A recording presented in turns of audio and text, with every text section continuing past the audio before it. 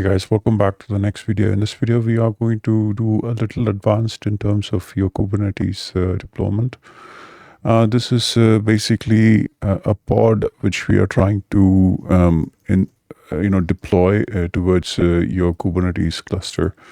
So let's open a file called advanced1.yaml and then create a file. So here I'm copy pasting from the advanced1.yaml file from your code. So please make sure the spaces and the tabs are perfect. So here, this is app version 1, and this is a pod. So we are not going any kind of complication at this moment. We are keeping it simple as pod. Here the pod name, HTTP MySQL pod, environment is production. So I have included the label as well. If you want to include more label, you can also do that, like insert it and put app name as app1, something like that. So you can also include multiple labels here. And then here you have the container name, image. Here is the option. Like last time it was pulling the image even if it's available, right? So if you put this option, right? So it says if not present. Only if this image is not present as part of your repository, then only it will pull it down. And here is your container port number. And here is your MySQL container. The image for MySQL, and it will only pull that image if it's not present. Of course, I don't think it's present, so it's going to pull it down. And then container port is 3306. So let's save this file and run this file across. So I'm going to run kube control, apply, -f, and then the file name. So you can see the pod created. So here you can see the container is getting created right now. It needs to create 2 containers. So it's describe the name of the pod. I'm sorry, you have to mention pod. So you can see that over here, it's pulling the image, but it didn't pull the image for your HTTP container. It says container image already present on the machine. So last time it didn't say like that. It just pulled it anyhow. But this time, because of our intelligence, we set this option not to pull it down. So now it pulled down this message, and it took about 33 seconds for it to download this MySQL. As it's a big file, so it takes some extra time to get it downloaded. And you can see that pretty much container is created. So that's something which it has done. And then it is throwing up an error over here. So it says like back of restarting failed container MySQL container pod and the HTTP. So that's basically telling you that it is, while it's starting, it has failed to start. So let's see the overall status of it. So one of the container is started, the other container is not started because the MySQL is not running, because MySQL requires something to be running on the background. So that's the problem with MySQL. So that's the reason why it's not working. So you can see that the state has gone to error. If you do the description, you can see that back off restarting. Failed container. So it keeps on restarting because it doesn't have any workload to be on that particular server. So let's examine the log. Let's see where it got created first. It got created on worker 2. So let's go to worker 2. Where log container. And in there, it is the MySQL HTTP MySQL pod, MySQL container. This is the HTTP container. This is a MySQL container, right? So open this file. It's gone because it keeps restarting. So let's create a new file over here. So you can see that it's throwing up an exception over here. So database is uninitialized. The password option is not set. So it is not starting because the password is not set on your MySQL. So we may need to run some environment variables for it to get started. So I am not going to do that right now. So don't worry about it. So what I'm going to do is like, I'm going to remove this pod and going to do an alternative for this, kind of like a hot fix. So kube control delete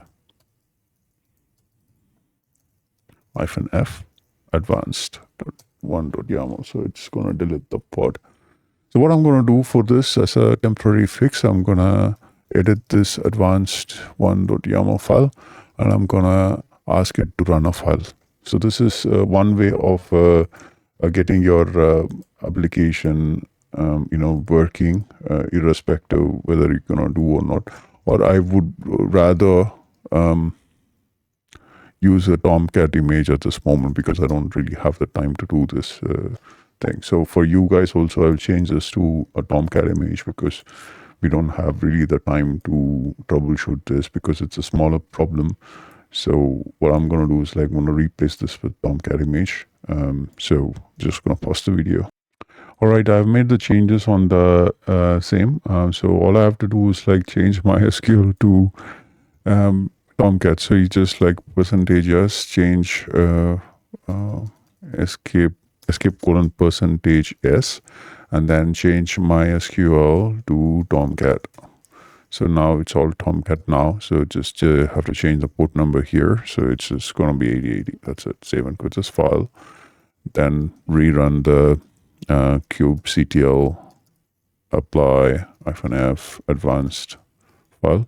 So you can see that the pod is created. So get some status over here. So let it start. And then we should be good enough. It's creating the container. So let's just verify it with describe.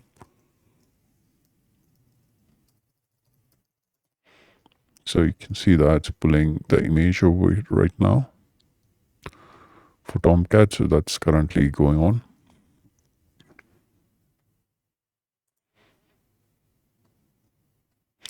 So once that is completed, it's running right now. All right, sounds good. So what is going to be the difference between the first advanced YAML file and the second advanced YAML file is that we are going to define the second YAML file something called a host port number. Okay. So now how it's going to be impacting us? What is the impact of this host port number? So if you see that Tomcat HTTP pod has this running, so you have this one also running. So you can see that these are running on different IP addresses, that is for sure. But these are, they are withholding this information to themselves. For example, let's just say, for example, that let's talk about this HTTP Tomcat pod, which is running on worker 2. So if I do ifconfig, so I have two IP addresses, right? One is the internal IP address, which is working as a Kubernetes clusters, which all these three servers are connected with. And another IP address, which my laptop is using to connect to these servers, like 10.0.15.139. You can see that 138, 137. So these are this IP address where my laptop is able to communicate to this, and through that I'm able to access all these things, right? So whenever this port numbers are running, right? So normally we are giving port numbers. So if you see the, we are giving something called container port number, right? I'm sorry. Copy paste it over here. So this container port number over here is 8080, right? So 8080 or 80 whatever. So this means that the container will establish this port number of 8080 within this particular IP address of your pod. Okay. So if I have to tell you correctly, so if you see this worker 2 on this particular IP address, so let's start -a and grep of this particular IP address. You don't see it. Okay, correct. You're not inside the server. So telnet this IP address with 8080. You can see that the connection is established. The telnet is establishing the connection because this port number is running on this server. Okay, and we are able to connect to that. But the same way, you cannot actually browse it from here. So if I just type this website name over IP address :8080, it's not going to work because it doesn't know what is this IP address, because this IP address is configured within this server under the internal IP address. So this basically is the gateway. So if you do ifconfig and grep for this series, right, 10.224, you can see that there is the gateway. It's configured over here as 10.224.2, right? So this basically is your configuration of your Docker. So if you see your funnel would have a funnel which we installed, right? Sorry, not funnel, sorry.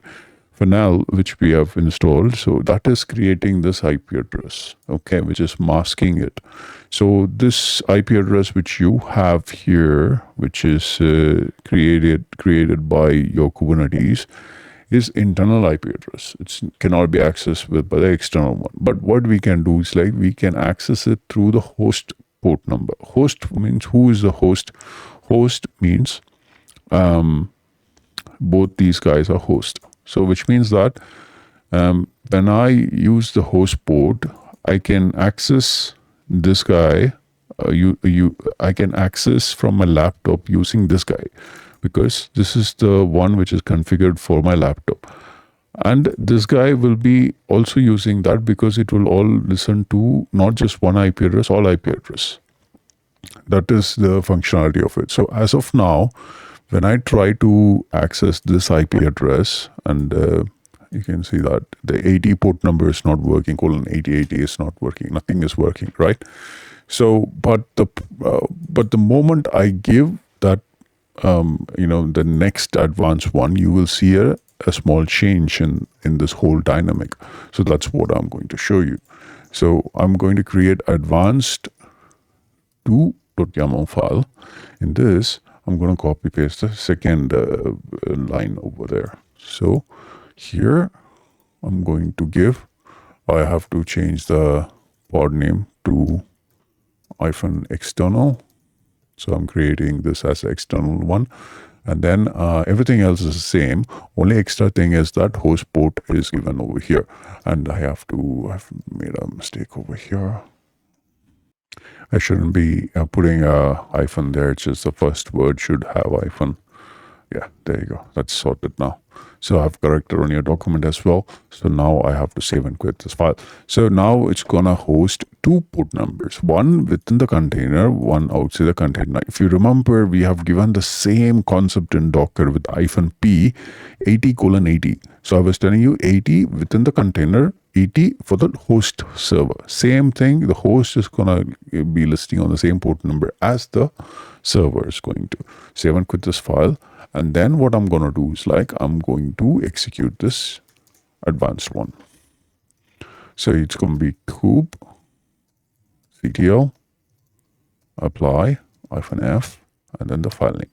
So now it's creating the pods for my next one, which is external one. So you can see that it's much faster because it's already using the existing image, and it just took about 2 seconds for us to host on worker one. So now worker one is hosting this external pod over here. Now, what is the difference between that and this?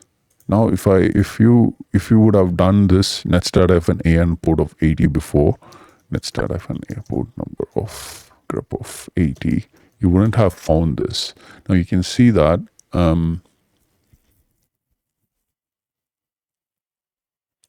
let's try 8080, see if there is any difference. Not much. This is on the worker 2. This worker 2 is where your previous pod was running. The previous one which you created, that was running. So you don't see anything on 80 port number listening, nothing on 8080 as well, right? But I'm executing the same command where the worker 1 is running, which is the external one is running. Yeah. So I'm just going to copy paste the same thing.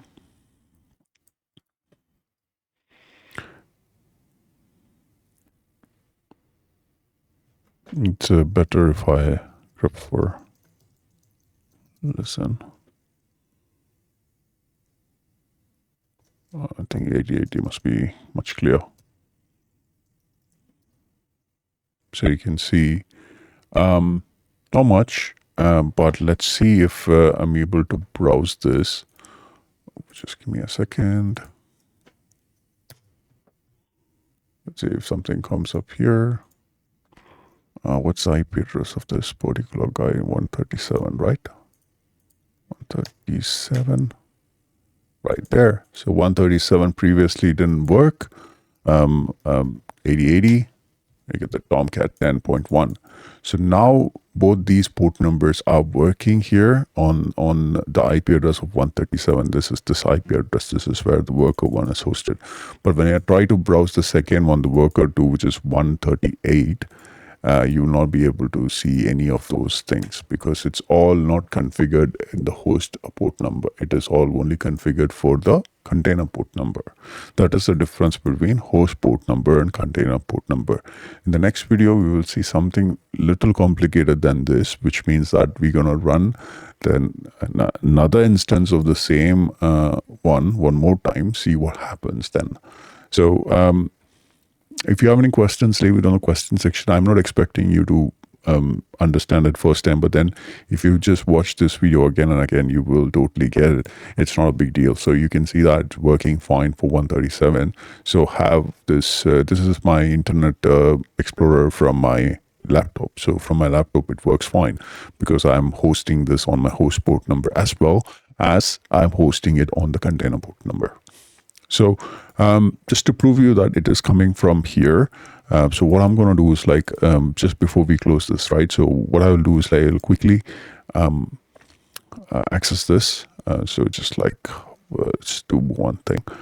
Let's do a kubectl. Sorry.